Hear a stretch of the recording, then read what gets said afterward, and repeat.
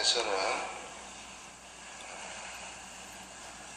누가복음의 서론격인데 인사말과 비롯해서 세례 요한의 탄생과 그리고 예수님의 탄생에 대해서 기록하고 있습니다.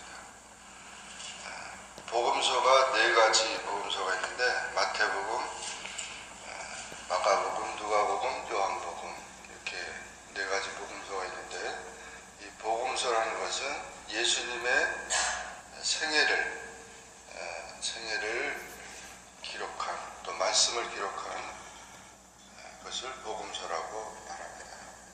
여기 누가복음은 누가라는 사람이 기록했는데 누가복음도 기록했고 사도행전도 기록했습니다. 그는 의사고 헬라인이었습니다. 이방인으로서 바울의 동역자였습니다. 예수님의 제자는 아니었지만 나중에 바울을 통해서 예수님을 알게 되고 믿고 또 정말 자세하게 그 말씀을 기록한 그런 책이 누가복음입니다. 여기 보면은 우리 중에 이루어진 사실에 대하여 처음부터 목격자와 말씀에 일꾼된 자들이 전하여 준 대로 내력을 저지르려고 붓을 든 사람이 많았다. 이제 예수님에 대해서 기록한 사람들이 많이 생겼다는 것입니다. 그 모든 일을 근원부터 자세히 미루어 살핀 나도 데오빌로 각하에게 차례대로 써보낸 것이 좋은 줄을 알았느니 이는 각하가 알고 있는 바를 더 확실하게 하려 함이라. 데오빌로라고 하는 사람에게 보낸 편지입니다. 그래서 이 데오빌로가 예수를 믿는 사람이지만 그 자세하게 더 알려줌으로 인해서 본인이 더 확실하게 믿게 하기 위한 것이다 하는 것입니다. 이것을 보면 성경은 편지 형식이고 이 성경 자체가 사실 더 우리가 신앙을 굳게 하기 위한 것이다 하는 거죠. 그래서 말씀을 알면 알수록 더 우리 신앙이 확실하고 더 깊이 그 말씀을 통해서 우리가 신앙을 가져야 우리 신앙이 더 확고해진다는 것을 말해주고 있습니다. 그러면서 이 누가는 세례 요한의 탄생부터 얘기를 해서 예수님의 탄생에 대한 얘기를 기록하고 있습니다.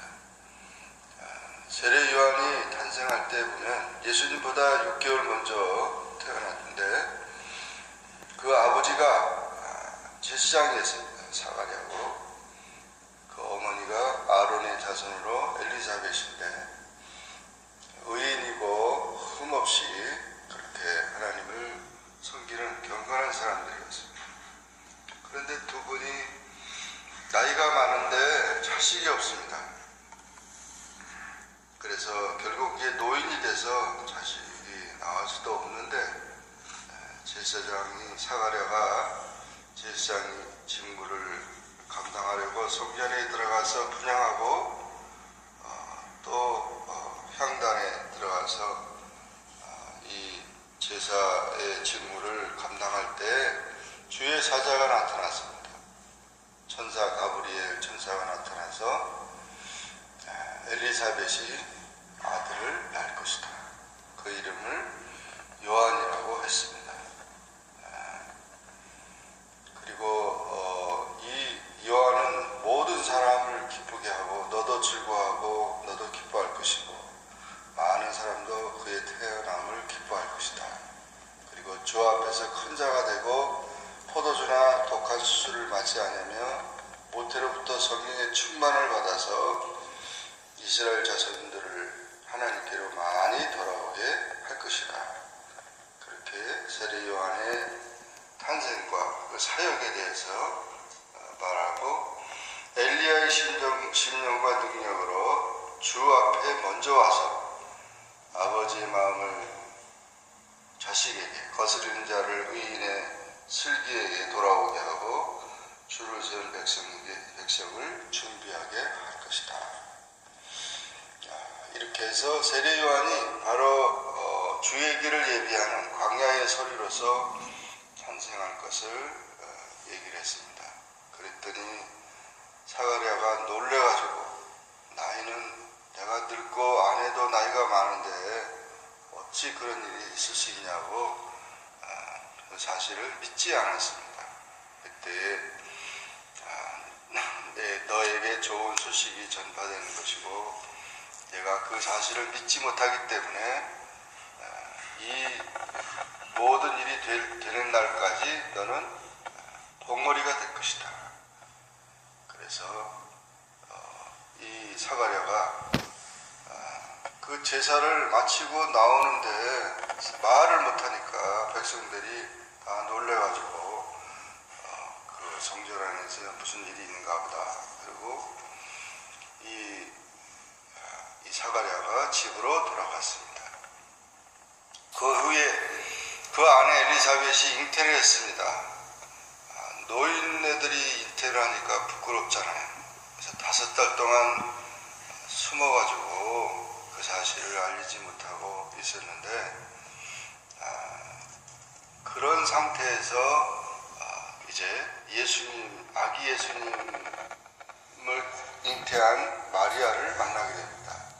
이들은 친족이기 때문에 6달 때 26절에 보면 가브리엘이 갈릴리 나사렛 동네에 사는 다윗의 자손 요셉이라는 약혼한 처녀에게 마리아에게 내가 은혜를 받은 자다 평안할지어다 주께서 너와 함께 하실다 하면서 무서워 말라 내가 하나님께 은혜를 입었다 보라 내가 잉태하여 아들을 낳을 것이니 그 이름을 예수라 하라 큰 자가 되고 지극히 높으신 이의 아들이라 일컬음을 받을 것이다 그의 나라가 영원할 것이다. 그래서 어찌 내가 남자를 알지 못하는데 이런 일이 있을 수 있습니까? 그랬더니 천사가 성령이 내게 임하시고 지극히 높으신 이의 능력이 너를 덮으시리니 나실 바 거룩한 이는 하나님의 아들이다. 그래서 하나님의 전능하심으로 아이를 가지게 될 것이다라는 것입니다. 그러면서 그 세례 요한의 탄생에 대한 얘기도 하면서 내 친족 엘리사벳도 늙어서 아들을 배웠는데 벌써 6달이 되었다고 해서 방문하서 찾아가도록 그렇게 했습니다. 그러면서 마리아는 순종했습니다. 대저 하나님의 모든 말씀은 능하지 못하심이 없느니라. 마리아가 이르되 주의 여종이오니 말씀대로 내게 이루어지이다 하면서 결국 이렇게 마리아가 예수님을 잉태하게 된 것입니다. 그래서 이와 같이 마리아가 그 친족 엘리사벳을 찾아갔을 때 보니까 6달 됐는데 복중에서 그 마리아가 무난함을 들었게 됩니다. 복중에서 뛰놀고 엘리사벳이 성령의 충만을 받아서 큰 소리로 여자 중에 내가 복이 있도다 내 태중의 아기도 복이 있도다 그렇게 찬미하면서 또 이 아이가 내 복중에서 기쁨으로 뛰놀았다는 아이들끼리 이렇게 좋아했다는 것입니다. 얼마나 참 놀라운 그런 일들이 나타납니다. 그래서 결국 이 마리아는 찬미합니다. 하나님께 감사하고 하나님의 주권과 그 심판에 대한 하나님의 약속에 대한 하나님의 자비하심에 대해서 이렇게 즐거워하면서 6달 동안 같이 그 엘리사벳의 집에 같이 이렇게 임신한 두 사람들이 다 같이 즐겁게 있다가 그리고 돌아오고 엘리사벳은 해산을 기한이 차서 아들을 낳았는데 다 즐거워하고 이름을 사가랴라고 그렇게 아버지 이름을 따라서 지으려고 하니까 사람들이 그렇게 지으려고 하니까 그 어머니가 대답하여서 요한이라고 하라. 그러니까 요한이라는 이름은 없는데 우리 족보에 없는데 그랬더니 아버지가 몸짓하여서 그래서 서판을 가져오라고 해서 서판을 갖다 주니까 요한이라고 써서 그렇게 요한이라고 이름을 지으니까 그때 입이 열리고 혀가 풀리며 말을 하고 하나님을 찬송했다. 그래서 사가랴가 벙어리가 계속 있다가 말이 풀어지게 됐습니다. 그러면서 세례 요한이 탄생하게 된 것입니다. 성령의 충만함을 받아서 찬송하고 또 이렇게 이제 예수님을 예비하는 그런 자로서 세례 요한이 태어나게 됐다 하는 것입니다. 정말 그런 세례 요한과 그리고 예수님의 그 탄생의 모든 일들을 누가는 잘 기록하면서 정말 놀라운 하나님의 섭리 속에서 있었던 일이고 또 하나님의 역사를 예비하는 그런 아름다운 모습이 나타나고 있습니다. 이렇게 하나님의 놀라운 역사는 그런 한 가정을 통해서 이루어졌고 또 기쁜 소식이 전파된 것입니다. 예수님의 탄생은 이렇게 세례 요한의 탄생과 더불어 우리에게 기쁨이 되는 것입니다. 소망이 되는 것입니다. 그렇기 때문에 우리가 참 예수님이 이 세상에 오셨다고 하는 것, 아기 예수로 오셨다는 것은 너무 우리에게 큰 소망이 되는 것이고 모든 사람들에게 축복이 되는 것입니다. 우리가 참 예수님 안에서 기쁨을 가지고 또 하나님을 잘 섬기는 그런 우리 모두가 되기를 주의 이름으로 축원합니다. 기도하겠습니다. 주님 감사합니다. 오늘도 기도하게 하시며 또 오늘도 누가복음 1장의 말씀을 통해서 세례 요한의 태어남과 또 예수님의 탄생에 대한 그런 이야기를 우리가 들으면서 하나님의 역사 속에 또 이렇게 기쁨과 소망을 주시고 또 예수님 안에서 우리가 새로운 역사를 이뤄갈 수 있는 그런 은혜를 주신 것을 감사합니다. 예수님을 모르는 자들은 결국 죄악 세상에서 어둠의 그런 모든 속에서 헤매일 수밖에 없습니다. 그러나 예수님을 알고 예수님의 제자가 되고 예수님을 우리가 따르게 된다는 것은 우리가 예수님의 제자가 된다는 것은 정말 복이고 기쁨이고 소망이 넘치는 것을 믿습니다. 가정을 새롭게 하며 이 사회를 또 세계를 변화시킬 하나님의 사람들로 나아가는 것을 믿습니다. 예수님 안에서 기쁨과 소망을 갖는 우리 모두가 되게 하여 주시고 예수님을 잘 믿는 우리가 되게 하여 주옵소서.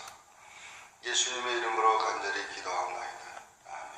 하늘에 계신 우리 아버지여, 이름이 거룩히 여김을 받으시오며 나라에 임하옵시며 뜻이 하늘에서 이룬 것 같이 땅에서도 이루어지이다.